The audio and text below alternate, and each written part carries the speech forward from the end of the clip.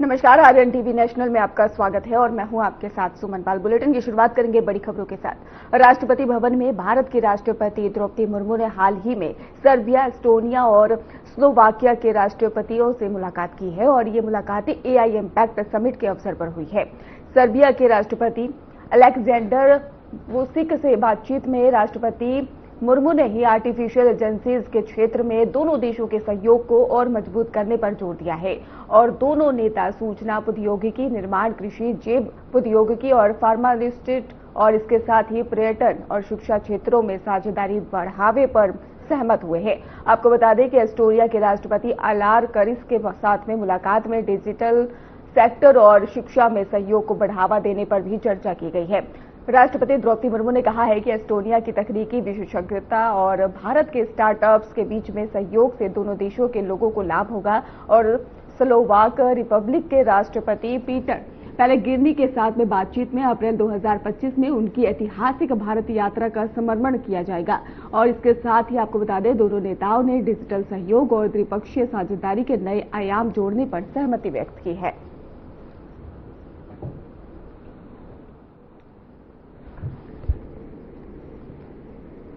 तो राष्ट्रपति द्रौपदी मुर्मू की ये खास मुलाकात रही और इसके साथ ही आपको जानकारी देते चले, जहां पर द्रौपदी मुर्मू ने हाल ही में भारत की राष्ट्रपति द्रौपदी मुर्मू ने हाल ही में सर्बिया, एस्टोनिया और स्लोवाकिया के राष्ट्रपतियों से मुलाकात की है। ये मुलाकातें एआई इम्पैक्ट समिट के अवसर पर हुई है। सर्बिया के राष्ट्रपति अलेक्जेंडर वुसिक से बातचीत में राष्ट्रपति मुर्मू ने आर्टिफिशियल इंटेलिजेंस के क्षेत्र में दोनों देशों के सहयोग को और मजबूत करने पर जोर दिया है। दोनों नेता सूचना प्रौद्योगिकी, निर्माण, कृषि, जैव प्रौद्योगिकी, फार्मास्यूटिकल्स और इसके साथ ही पर्यटन और शिक्षा क्षेत्रों में साझेदारी बढ़ाने पर सहमत हुए हैं। और इसके साथ ही आपको जानकारी दे दें कि एस्टोनिया के राष्ट्रपति अलार करिस के साथ मुलाकात में डिजिटल सेक्टर और शिक्षा में सहयोग को बढ़ावा देने पर भी चर्चा की गई है। राष्ट्रपति द्रौपदी मुर्मू ने कहा है कि एस्टोनिया की तकनीकी विशेषज्ञ और भारत के स्टार्टअप्स के बीच में सहयोग से दोनों देशों के लोगों को लाभ होगा और स्लोवाक रिपब्लिक के राष्ट्रपति पीटर पेलेग्रिनी के साथ में बातचीत में ही अप्रैल 2025 में उनकी ऐतिहासिक भारत यात्रा का समर्पण किया गया है। दोनों नेताओं ने डिजिटल सहयोग और द्विपक्षीय साझेदारी के नए आयाम जोड़ने पर सहमति व्यक्त की है।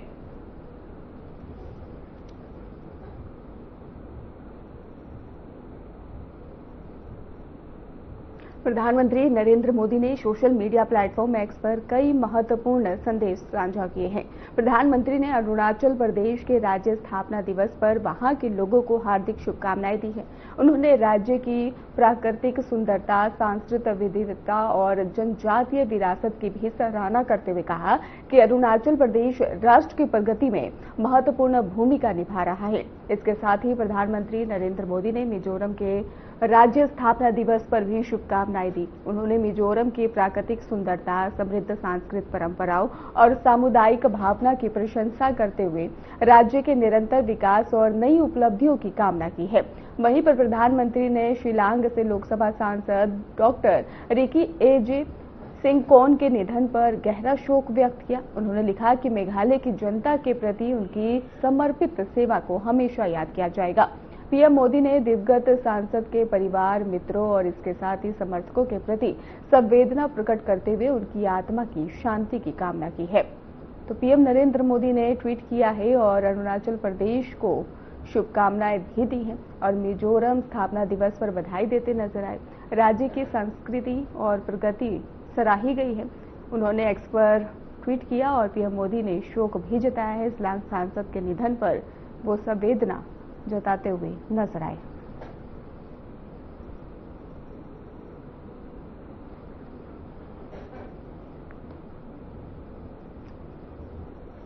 एक और बड़ी जानकारी सामने आ रही है, जहां पर असम दौरे पर गृह मंत्री अमित शाह और इसके साथ ही बड़ी जानकारी ये सामने आई कि जीवगत ग्राम कार्यक्रम में भी शुभारंभ करेंगे और कछार में विकास पहल की शुरुआत और सीमावर्ती क्षेत्रों पर विशेष फोकस जनसभा को संबोधित करेंगे अमित शाह। तो बड़ी जानकारी सामने आ रही है, जहां पर केंद्रीय गृह मंत्री अमित शाह शुक्रवार से 2 दिनों के लिए असम के दौरे पर रहेंगे और इस दौरान वे कछार जिले में सीमावर्ती अवसंरचना और आजीविका को मजबूत करने पर केंद्रित जीवत ग्राम कार्यक्रम का शुभारंभ भी करेंगे। तो अपने दौरे के दौरान ही अमित शाह एक जनसभा को भी संबोधित करेंगे और इस कार्यक्रम का उद्देश्य सीमावर्ती क्षेत्रों में विकास कार्यों को गति देना और स्थानीय लोगों की आजीविका के अवसर बढ़ाना है। प्रशासन ने दौरे को लेकर तैयारियां भी पूरी कर ली है। तो असम दौरे पर अमित शाह रहने वाले हैं, जिसको लेकर तैयारियां भी प्रशासन की ओर से पूर्ण नजर आ रही हैं। आपको बता दें, जनसभा को भी संबोधित करते नजर आएंगे अमित शाह। केंद्रीय गृह मंत्री अमित शाह शुक्रवार से 2 दिनों के असम दौरे पर रहेंगे और इस दौरान ही वे कछार जिले में सीमावर्ती अवसंरचना और आजीविका को मजबूत करने पर केंद्रित जीवत ग्राम कार्यक्रम का शुभारंभ भी करेंगे। तो अपने दौरे के दौरान अमित शाह एक जनसभा को भी संबोधित करेंगे और इस कार्यक्रम का उद्देश्य सीमावर्ती क्षेत्रों में विकास कार्य को गति देना और स्थानीय लोगों की आजीविका के अवसर बढ़ाना है। प्रशासन ने दौरे को लेकर तैयारियां भी पूरी कर ली हैं। सुरक्षा व्यवस्था के भी पुख्ता इंतजाम किए गए।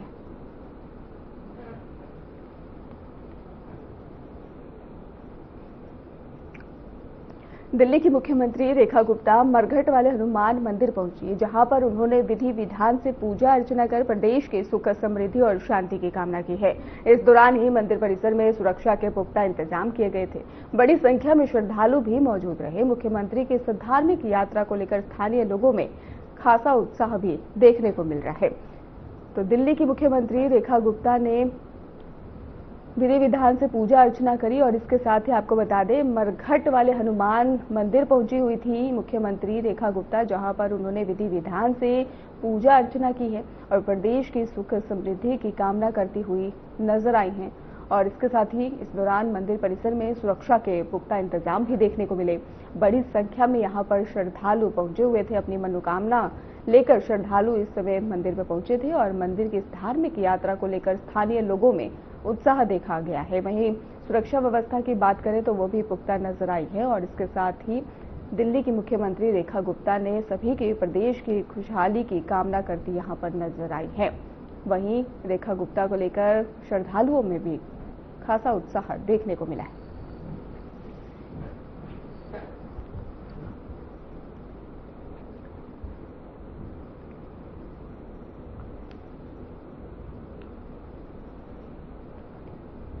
उत्तर प्रदेश के मुख्यमंत्री योगी आदित्यनाथ की उपस्थिति में गोरखपुर में प्रस्तावित अंतर्राष्ट्रीय क्रिकेट स्टेडियम के निर्माण के लिए उत्तर प्रदेश सरकार और इंडियन ऑयल कॉरपोरेशन लिमिटेड के बीच में समझौता ज्ञापन यानी कि MOU पर हस्ताक्षर किए गए।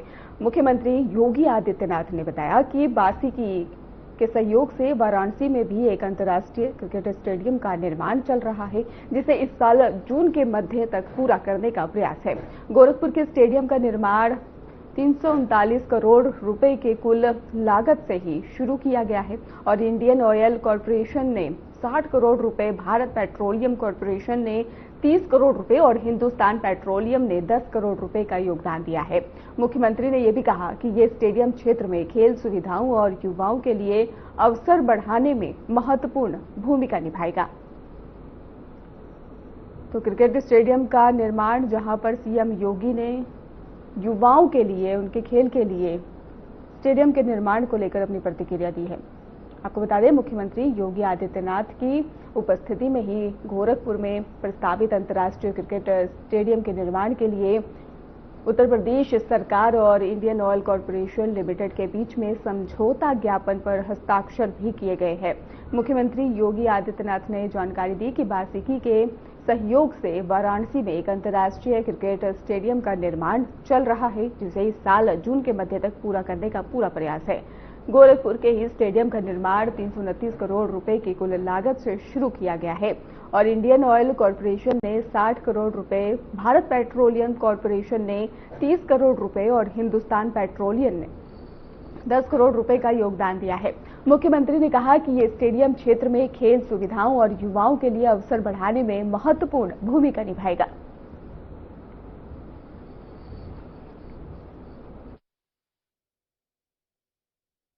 निर्माण में भारत की प्रतिष्ठित ऑयल कंपनी इंडियन ऑयल के CSR मद से प्राप्त होने वाली धनराशि के इस MOU हस्तांतरण कार्यक्रम के अवसर पर उपस्थित उत्तर प्रदेश शासन में मेरे सहयोगी खेल और युवा कल्याण विभाग के मंत्री Shri Girish Chandra Yadav ji, Indian Oil Corporation के चेयरमैन CS साहनी जी,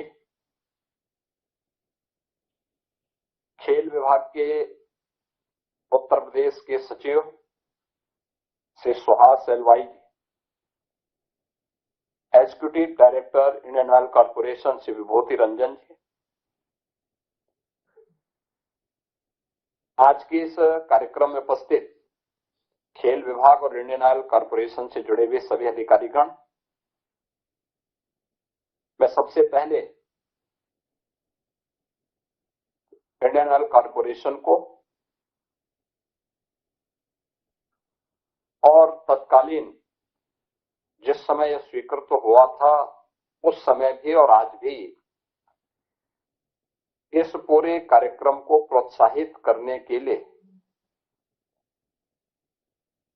जिनका सदैव खेल और खेल प्रतिभाओं को आगे बढ़ाने के लिए प्रोत्साहन होता है, देश के यशस्वी प्रधानमंत्री जी के प्रति, केंद्रीय पेट्रोलियम मंत्री श्री हरदीप प्रदीप पुरी जी के प्रति मैं हृदय से धन्यवाद ज्ञापित करते हुए इस पूरे कार्यक्रम के लिए लखनऊ में इंडियन ऑयल कॉरपोरेशन के चेयरमैन और अन्य अधिकारीगण उपस्थित हुए हैं। मैं इनके लिए इन सब का मैं हृदय से स्वागत करता हूं और इस MOU हस्तांतरण कार्यक्रम के अवसर पर उन्हें उत्तर प्रदेश सरकार की ओर से धन्यवाद भी ज्ञापित करता हूं। खेल इंफ्रास्ट्रक्चर के लिए केंद्र और राज्य सरकारें क्या कुछ कर रही हैं, उसकी एक संक्षिप्त झलक हमारे खेल मंत्री ने यहाँ पे प्रस्तुत किया था, जिसमें वाराणसी में BCCI की मदद से एक अंतर्राष्ट्रीय क्रिकेट स्टेडियम वहां पर निर्माणाधीन है और हमारा प्रयास है कि मध्य इस वर्ष के जून तक हम उसके निर्माण कार्य को पूरा कर लें। ऐसे ही गोरखपुर में भी एक इंटरनेशनल स्टेडियम बनाने की कार्रवाई प्रारंभ हुई थी और जिसमें राज्य सरकार के साथ सहयोग करने के लिए इंडियन ऑयल कॉरपोरेशन के साथ ही भारत पेट्रोलियम और हिंदुस्तान पेट्रोलियम, इन तीनों देश के प्रतिष्ठित हमारे ऑयल कंपनियों ने अपना योगदान दिया, जिसमें 60 करोड़ का इंडियन ऑयल कॉरपोरेशन ने, 30 करोड़ भारत पेट्रोलियम कॉरपोरेशन ने और 10 करोड़ हिंदुस्तान पेट्रोलियम कॉरपोरेशन, इन सभी ने इसमें योगदान दिया और कुल 393 करोड़ रुपए की लागत से EPC मोड पर गोरखपुर में इंटरनेशनल क्रिकेट स्टेडियम के निर्माण की कार्रवाई प्रारंभ हो चुकी है।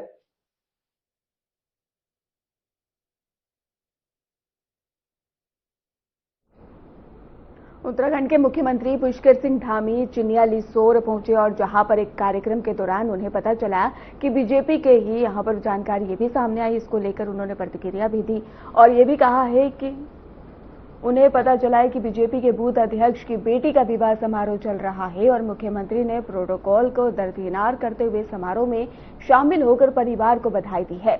उन्होंने हल्दी की रस्म में भी भाग लिया और परिवार के साथ ही खुशियों में शामिल हुए। और आपको जानकारी दे दें कि कार्यक्रम में ही मुख्यमंत्री की ये महज उपस्थिति लोगों के लिए एक सराहनीय और यादगार पल बन गई और इस दौरान स्थानीय प्रशासन और पार्टी कार्यकर्ताओं ने भी कार्यक्रम की व्यवस्था सुनिश्चित की।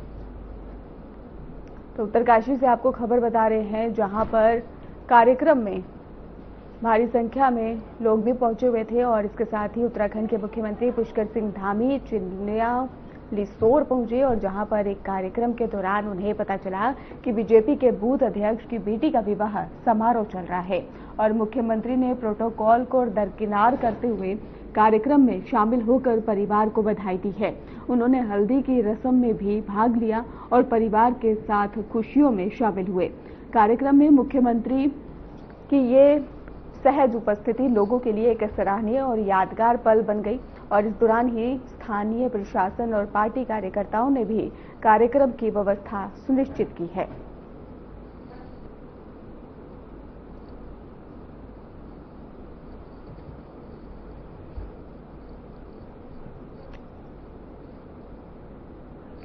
गोवा के मुख्यमंत्री प्रमोद सावंत ने संगवेम में आयोजित छत्रपति शिवाजी महाराज जयंती 2026 कार्यक्रम में भाग लिया। इस अवसर पर मुख्यमंत्री ने छत्रपति शिवाजी महाराज को श्रद्धांजलि अर्पित की और उनके शौर्य, नेतृत्व और राष्ट्र निर्माण में योगदान को याद किया है।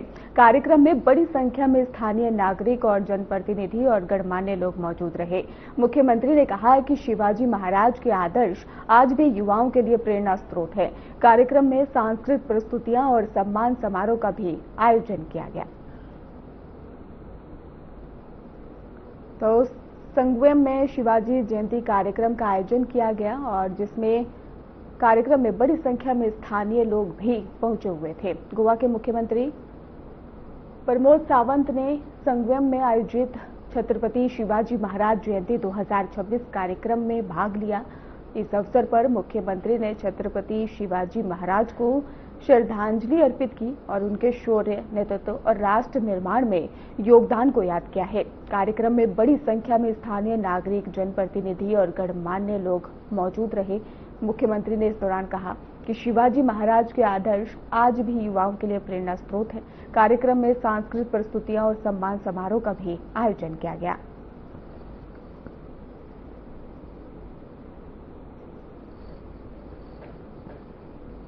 इंडिया एआई इम्पैक्ट समिट में महाराष्ट्र के मुख्यमंत्री देवेंद्र फडणवीस ने राज्य की महाराष्ट्र कृषि एआई नीति 2025 और 29 की जानकारी साझा की। उन्होंने बताया कि राज्य के खुलेपन और अंतर संचालितता पर आधारित एक नीति संचालित पारिस्थितिकी तंत्र आधारित मॉडल अपनाया है। उन्होंने कहा कि एआई संचालित मोबाइल प्लेटफॉर्म किसानों को बहुभाषी व्यक्तिगत सलाह और बाजार संबंधित जानकारी, सर्वोत्तम अलर्ट और सरकारी सेवाओं तक सीधी पहुंच प्रदान कर रहा है। इससे स्पष्ट होता है कि किसान एआई तकनीक को अपनाने के लिए तैयार है।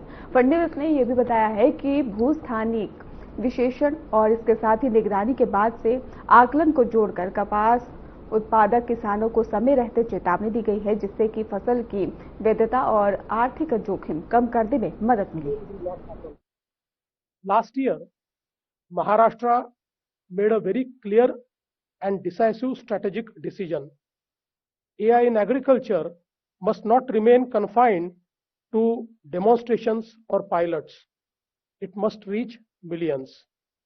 Under our MahaAgri AI policy 2025-29, we adopted a policy-led ecosystem-driven model built on openness and interoperability.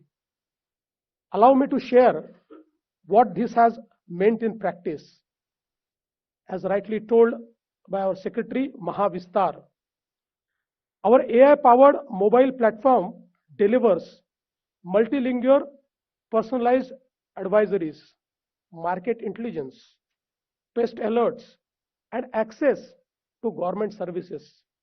More than 2.5 million downloads, acting as digital friend to all these farmers. This demonstrates one thing very clearly: farmers are ready for AI. When AI is designed for them, AI-based pest surveillance, crop sap integration is our mantra. By integrating geospatial analytics with post surveillance, we have delivered early warnings to cotton growing farmers, reducing crop vulnerability and finance risk. This is predictive governance in action.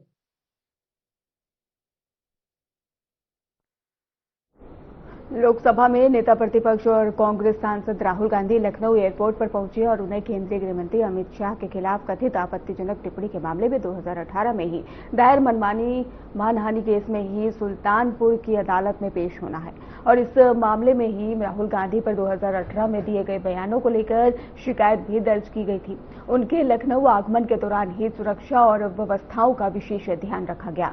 अदालत में पेशी के बाद ही इस case में आगे की कानूनी कार्रवाई तय होगी।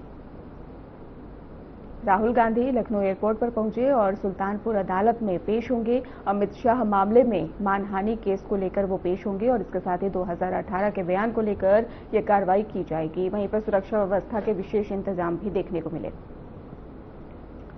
विशाखापट्टनम में MILAN 2026 के दौरान भारतीय नौसेना के हेलीकॉप्टरों द्वारा हवाई प्रदर्शन और युद्ध अभ्यास दिखाए गए और जिसे देखने के लिए बड़ी संख्या में लोग इकट्ठे हुए। दर्शकों ने नौसेना की ताकत और युद्ध कौशल का रोमांचक नजारा देखा और कार्यक्रम ने सभी को रोमांचित भी कर दिया।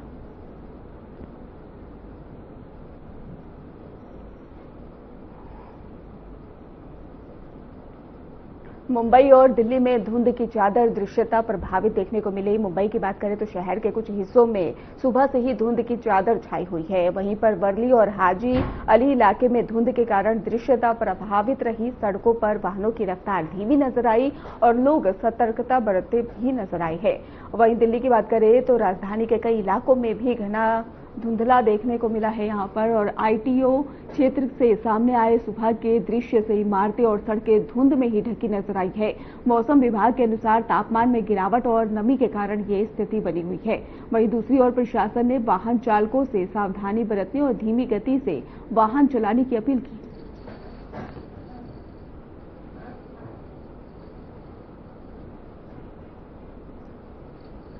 तो तस्वीरें आपको दिखा रहे हैं दिल्ली की जहां पर और मुंबई की जहां पर धुंध की चादर साफ तौर पर देखने को मिली है। इसके साथ ही आपको बता दें कि वाहनों की धीमी गति भी हो गई है। मुंबई में और दिल्ली में धुंध की चादर से दृश्यता प्रभावित नजर आई है। मुंबई शहर के कुछ हिस्सों में सुबह से धुंध की चादर छाई हुई है। वर्ली और हाजी इलाके में धुंध के कारण दृश्यता प्रभावित रही। सड़कों पर वाहनों की रफ्तार धीमी नजर आई है और लोग सतर्कता बरतते हुए भी नजर आए हैं। वहीं दिल्ली की बात करें तो राजधानी के कई इलाकों में भी घना धुंधला देखने को मिला। ITO क्षेत्र से सामने आए सुबह के दृश्य में इमारतें और सड़कें धुंध में ढकी नजर आई है।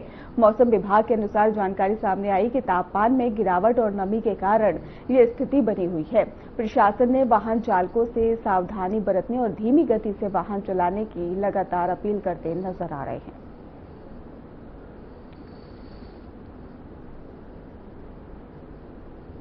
तो मुंबई में धुंध की चादर साफ तौर पर देखने को मिली। फिलहाल खास बुलेटिन में बस इतना ही। आप देखते रहिए RN TV नेशनल।